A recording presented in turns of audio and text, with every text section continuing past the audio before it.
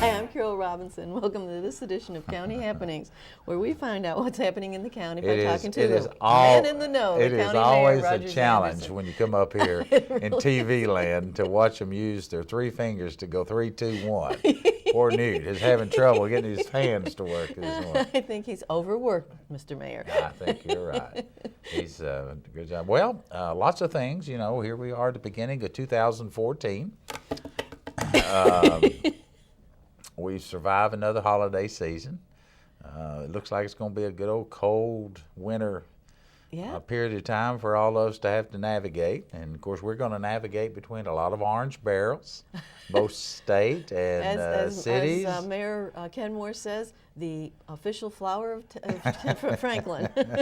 And I guess all of that to say is we are a community, a county that continues to grow.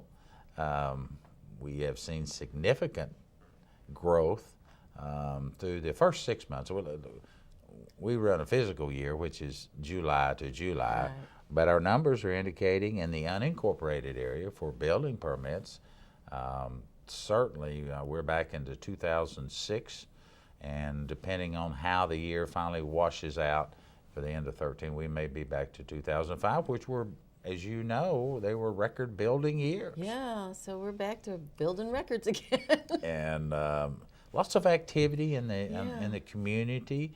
Of course, schools, and we've had some very successful things that occurred, different issues that occurred throughout the year in 2013. It's kind of hard to get used to saying that word.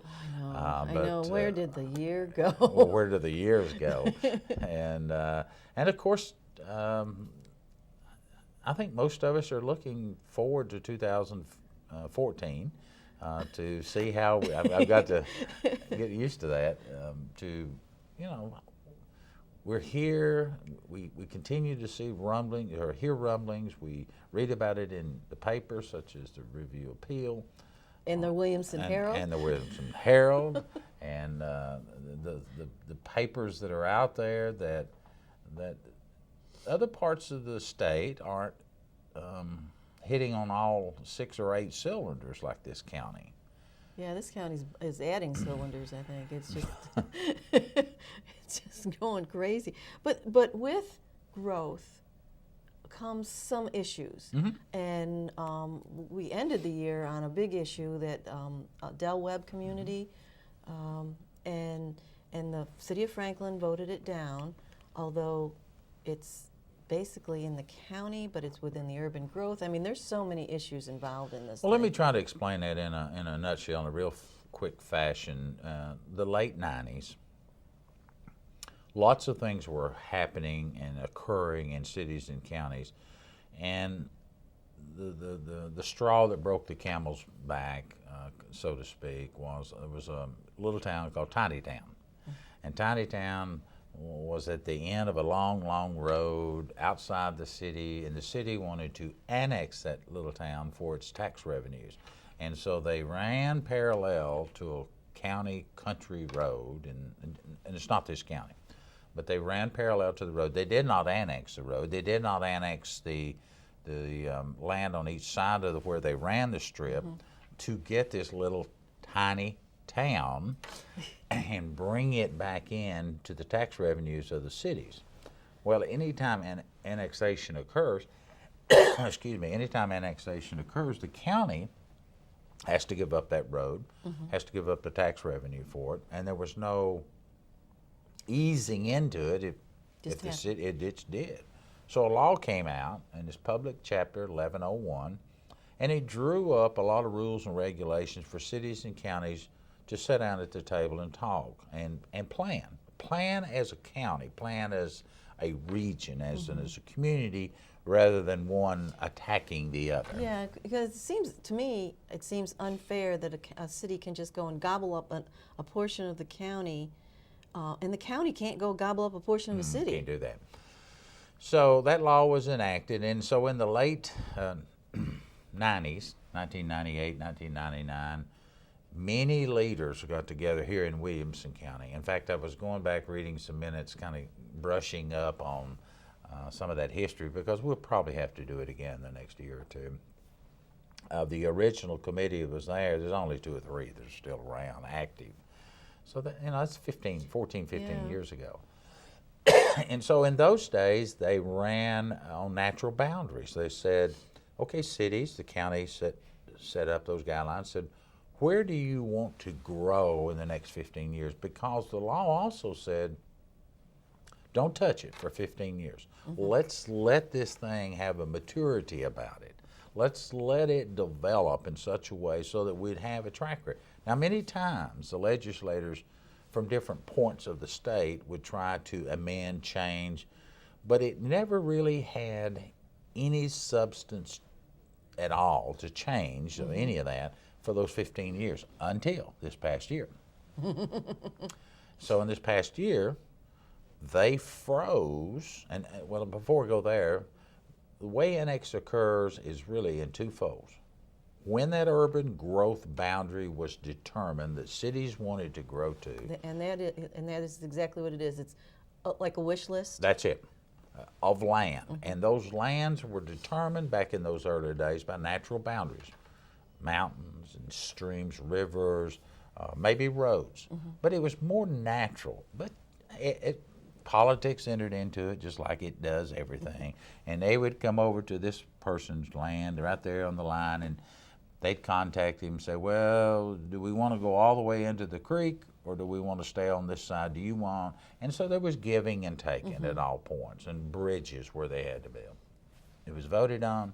Counties across the state had to do it because it was a law. And if you did not do it, if you couldn't as a body, cities and counties sit down and work this out, the courts would do it for you. Oh. So you don't want to go there. There's a little incentive there. There's a little incentive there. Fast forward over the years, it's changed a little bit. So what has happened? Franklin, Brentwood, Spring Hill, all these cities had areas in which they could grow. But inside that urban growth boundary, it was still in the county's jurisdiction. And sometimes the cities... It was just an urban growth boundary. It hadn't officially been annexed. Bingo. So there are many examples where the city said, well, we want to go there, but as time rolled off, your plan of service, how are you going to offer roads? How are you going to offer sewer and water and the infrastructure that is needed in those particular areas? So as someone would come and approach the cities and say, we would like to do a house development, a residential development, or a commercial development, the city would have to do a plan of service, cost analysis, what it was for that particular area. Many cities, Franklin, Brentwood, sat down and drew up, well, we want that area to have a character of X, whatever that is. This is where we want our commercial growth. This is how we want that area to look. Similar to what the villages did over the for past the few counties. years. That's correct. In fact, we kind of stole some of those ideas. Those were good ideas. Yeah. But as time evolves, it's like you and I 15 years ago, I didn't have This all county this. looked a whole lot It different. looked a whole lot just like I did. Yeah. I had some dark hair back in 15 years ago. So they've continually tried to refine it. The county did it in the unincorporated area through a master growth plan. We did it in 1986, 7, and 8, and we really didn't do it again until just the last couple of years. Right. And it took a year or 2 to do it again. Cities have that same thing. So let's just take a synopsis, an example, a community, and we use your white paper, that's an urban growth boundary, and they want to build, somebody wants to come in and build in that area. Well, it's really in the county's jurisdiction because it hadn't been annexed. Right. So we first look at it, and most developers want higher density. Right. And just to go back, and when you say it's in the county's jurisdiction, it usually means they're probably on well water, or they do have some kind of water but no sewer. As a general rule, that is correct. It's on septic tank. The roads are probably more rural in nature, Right. So they're not as wide as city. not curbed, because No sidewalks. no sidewalks. No That's amenities. no amenities, so to speak. So a subdivision comes to town and says, we want to build there. So they may come to the 4th floor upstairs, Joe Horn's department, and say, well, that's really what we want. We want a rural effect. So there are plenty of those around with no curbs, on septic tank, 5 acres. 5 acres or 1 acre. They can even get down to 1 acre if they can find the land that would percolate for your septic tank. Others said, well, we really want to be in the city services, and so we'd like to have that. So they'd have to come to us. We'd talk to the cities. The cities would say, well, we're not really annexed out there yet. So now the word annexation comes into play. So maybe this person that owned this white piece of paper, this land, maybe they were agreeable to that. They wanted to sell their land. I think all of us have a love for a person that owns a piece of land. They ought to be able to sell it. Right. And the person who wants to sell it wants to get the top dollar. It's kind of the capitalistic world we live in. There's nothing wrong with that. Yeah, you're certainly not going to sell for nothing. That's right. And that person normally that owns his land can get a little bit more for the value of his land if he or she has those services, sewer, water, roads, and things that has access, as opposed to the county side. And so they'll boost the price of the land if they can get the services, and if they can't, they have to stay to the county standards. And both are fine. So that's the first of occurrence of annexation, that you have a person that wants to sell their land, has to be contiguous to the city limits. They can't go down the road and That's right. like no more tiny And town. so this little white piece of paper we're calling our land, if it's contiguous to this city over here, goes before the board of aldermen. Do we have someone that owns the land that's willing to be annexed? Yes. Then they annex it. It's that simple. The city didn't have to take any special action because this person is saying voluntarily, I want to come in. Now he or she that owns the land may sell it the next day, but they're saying that's what we want because they're the landowner. A little different scenario is there is oftentimes land that's contiguous to this white piece of paper that they really have no services, and they don't have a buyer, but they wouldn't mind being in the city limits. Now we got a different issue because some of those folks everybody may not want to be in the city. In the city limits. And so then you have a referendum to allow them, or the Board of Aldermen can arbitrarily and can do some things that's legal within the law to bring them in to annexation. Most of the time aldermen are not going to annex someone's land that does not want to be there, unless it was for schools, public safety, transportation, etc. So there's where we are today. In say January of 2014, the law has been frozen, and said we need to go back and look at this. State legislators gave everyone until May, I think it was May or April of 2014 to sit down and work out some of these differences, because there are some folks that say you should never be able to annex someone that doesn't want to be annexed without their vote of approval. But yet the cities do have the power to annex in certain areas. Why? Because it was in that urban growth boundaries 15 years ago that those people at that time said, we'd kind of like to be in the city limits. So the legislation on the Hill that's being kicked around now is, do we allow, or should we allow, it's a better way to put it, every landowner to have a right to vote to see if they want to come into the city limits? Some planners say that's probably not a good thing, because there's always going to be somebody, one holdout that would cause you to have to run your services like this rather than in a straight line, which costs extra money. And then the next landowner, or that landowner when he or she dies, may or may not want to sell the land. Now all of us respect ownership of land. You have to. That's the backbone of our country. If I own it, I want to sell it, I ought to be able to sell it. But the problem is, one person may sell to the next, or the next generation may have a different feel for that. So now then we're back to your original comment 15 minutes ago. What happened on the piece of property out off from Del Rio with Del Webb? I think that Del Webb and their organization, I won't mention necessarily the names of the individual, they're all very reputable businessmen and women. Outstanding organization. They were looking to put a high-density senior living in Franklin's urban growth boundary, was not annexed yet. For their latest rendition showed about 750 homes.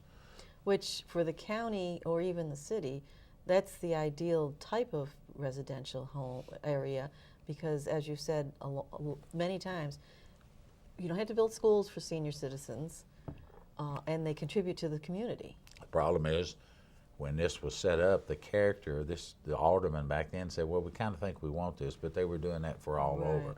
And the board didn't badmouth Del Webb. They didn't do it. In fact, Brian Eccles was a lawyer, the attorney, who is a very reputable man, I think a lot of, simply been contacted by a large home builder, Pulte Homes, and said, what would it take for us to get that out there? He goes to the maps, he pulls them. He goes to the zoning, he pulls them. He goes to all these books and says, well, this is what you could have based on this current standard. Franklin, at that night of the vote, which they voted unanimously, said, well, we need to go back and redo this, and let's don't do a plan of service detailed by staff. Let's don't spend that time in that. Let's be sure what do we really want in that area. Now, that was probably not what Del Webb wanted to hear, but that Franklin board on that night voted unanimously, one board member out, to say we don't need to have staff spend a lot of time and energy in developing how much it's going to take for a subdivision or for the whole area until we decide what we really want. So we want to go back to the drawing board. Nothing wrong with it, and that's a good position to always be, because what we go back to our example of 15 years ago or 5 years ago, I think 6 years was the last time Franklin really visited it. Things change. Conditions change. Plus, they've got commitments all over the Franklin city limits right now for growth issues, sewer issues, volume issues that they've already voted on and committed to. Do they want to add more until they really know what do they really want for the next 5 and 10 years? So, yes, I live out next to that. It's a way to put the brakes on the fast growth and rethink it. And as public disclosure, I live in a community that was not pleased with Del Webb coming in there, but nobody was talking bad about Del Webb. They just didn't want that high density in a rural setting with that historical overview that's out there off from Del Webb, because the roads and the sewer and everything just at this present time couldn't handle it. And then with the announcement of TDOT saying Manhatcher is not going to be built from Hillsborough Road over to the front of West Haven on Highway 96 for at least 2 years. It's just been put on hold. It may be longer. So again, even if it is built, the cost is so high that they may cut it back to a 2-lane highway rather than the 4-lane highway in the plan. I'm sure it was a blow to Del Webb, but it's not a blow to Del Webb. And a blow to the landowner. Has that officially been sold to Del Webb? I don't know. They had it under contract. Again, there's always a willing buyer in Williamson County for large tracts of land. The gentleman can still sell his land, and he can still be annexed. It's probably not had a lot of takers right now until they define. Franklin defines how they want the character there. His land may become more valuable depending on what they want to put out there. But clearly, as I indicated, I did live out in that community. The community itself was opposed to that. But it just from a planning standpoint, if Franklin wasn't committed to spending the extra money to do all that, then you need to just say, let's stop and take a breath here and come at this again. Excellent comments that night. Good community output. It was very transparent. Nobody was trying to, stab someone else in the back. I thought very professionally done, and I was very pleased the way Franklin had. Ken Moore did a great job chairing that meeting that night. So those things are out there in our community, and we're a more mature community now from both cities and counties. There was a time you'd probably just turn cartwheels to get something like that. Today they have to think, well, wonder what that really means down the road for us. Does that mean? I mean, this happened almost after the fact, when maybe cities and the county need to look a little bit forward and say, okay, where else could something like this happen, so that we can, instead of react, be proactive and have all the plans in place so that if somebody with another large tract of land Or wants to this one. sell it, or this one, that it can be, okay, this is what our plan is for the future. This is what we'd like, this is what the community has come together and said they want this area to look like, as the villages did. It sounds like it's going to be another large undertaking to establish that. I think you're right, and I think it's important, and I do want to say this, that I've always been against metro form of government. I've stated that for years, and I think the loser in metro form of government is is the variation you can have from city to city. I don't think downtown Franklin would have looked the way it is if Brentwood and Franklin and all the other cities were just one area, because what you do for one, you normally do for the other. It's kind of like schools. Yeah. It's a good example. Yeah. When you build this, you build that for the other one. You do it for votes, but you also want that everybody gets their share of the tax dollars. And what it ends up is that nobody's getting what they really need. They're Yes. just getting parts. Now, from an efficiency standpoint, I might argue with you that you get some layers eliminated. You wouldn't have as many mayors, maybe not have as many police chiefs. I don't know. Metro has plenty of Metro Nashville has plenty of fire and police, and still have lots of mayors. Yeah. And lots of input, larger council, 40 some odd members. Yeah. Oh. You think 24 is hard? But I think the big loser is public education, because there's such a large dollar in every metro city I see, Shelby and Davidson, Knox and Hamilton. The real losers are your schools, because they can't do individual, they can't help one school without having to help them all. Right. Because of the tax base and public outcry. So I say that, but that doesn't mean us as a community Can't work together. can't work together. And you have been around like I have a long time, and you see us working together in Parks and Rec. We're doing one right now in Nolensville. We just finished doing one for Brentwood and Franklin and Spring Hill, where we share in the cost. Once the building is put up, the bricks and mortar, then the county takes it over, for an example, and runs it all on one large scale. That doesn't mean Franklin doesn't, or Brentwood doesn't have their Parks and Rec. It just means on those specialized units, why do we all have to build the same unit? Right.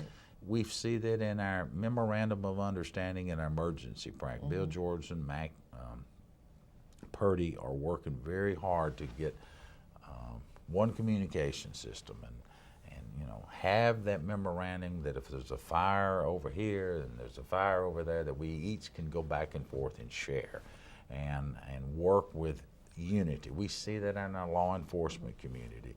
There are so many examples of cities and counties working together. Many of the times they never are ever on the front pages of the paper, but it's just making it a better place to live and work. We can't build roads. The county cannot build roads inside the city limits, against the law. And the cities can't build roads over in the county side. It's against the law.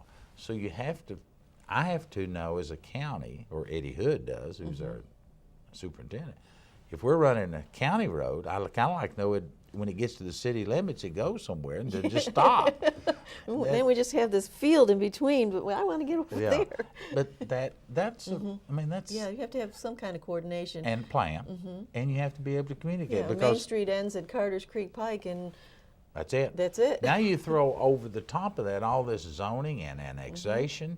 It's very important that we know where your transportation plan is, your master plan, how do you plan to do it? I know we're running out of time, but there are so many examples of why and how we need to sit at the table and work together. And at the end of the day, it's kind of like being married. Now, I know you and your husband have the perfect marriage. You've never had an argument. He's won 50% of the battles, and you won 50%. I think I probably won 70. Yeah.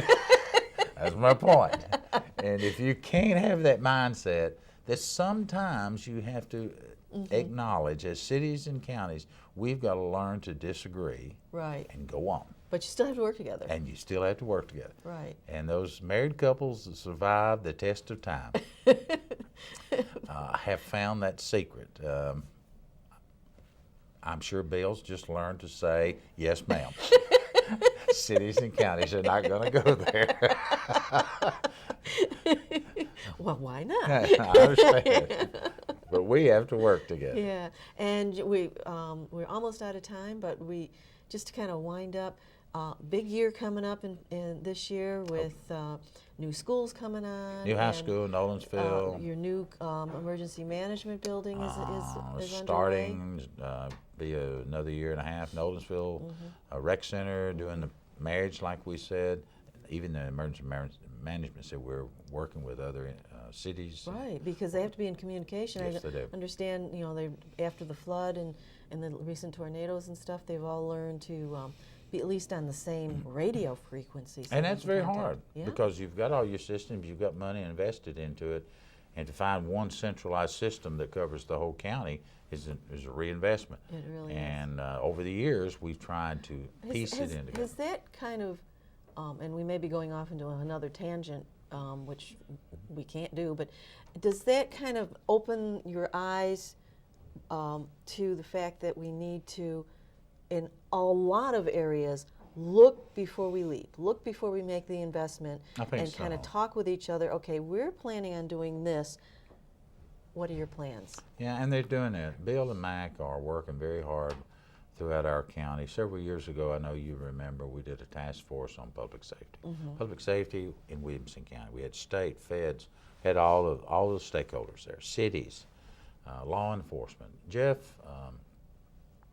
the sheriff, yes, I mean, he's embraced this whole concept that what's good for the county can also be good for the cities. What's good for the cities can also be good for the counties, particularly in the area of law enforcement and protection and responding to people's fires or domestic violence. We all need to be there. And it's unfortunately, a lot of the laws just tell you what you can and can't do, but you still have to be able to work together. Right. And yes, I look for 2014 to be a challenging year. I hope our economy settles down. It's an election year, certainly throughout the county, throughout the state.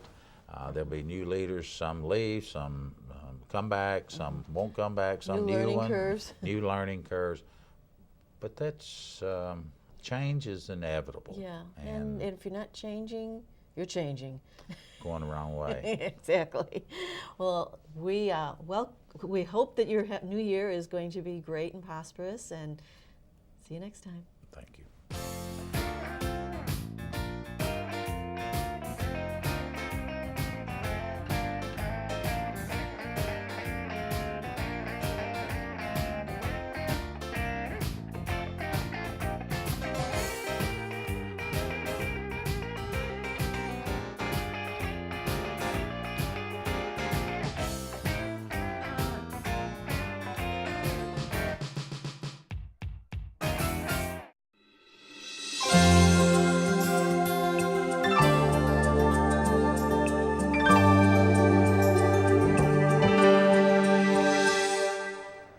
Children just seem to be born leaders. They have the natural ability and confidence that just makes other people want to work with them. But all children can become leaders, and here are a few things you can try to develop the leadership potential for your child. First, watch leaders in the news and talk about what makes them good at leading. Model leadership for your child through your own involvement in school, business, or community activities. Teach your child to look at things from other people's points of view, because good leaders can see the world from different perspectives. Look for opportunities for your child to be involved in leadership activities through church, clubs, scouts, or athletic teams. Hold family meetings and let your child take turns being in charge. Now remember, don't pressure your child beyond his ability. If he seems to be unhappy or stressed, just relax and lighten up and try again when he's ready. Remember, stay connected. You're the vital link in your child's school success. I'm Joan Tidwell, and this is Parent Connection.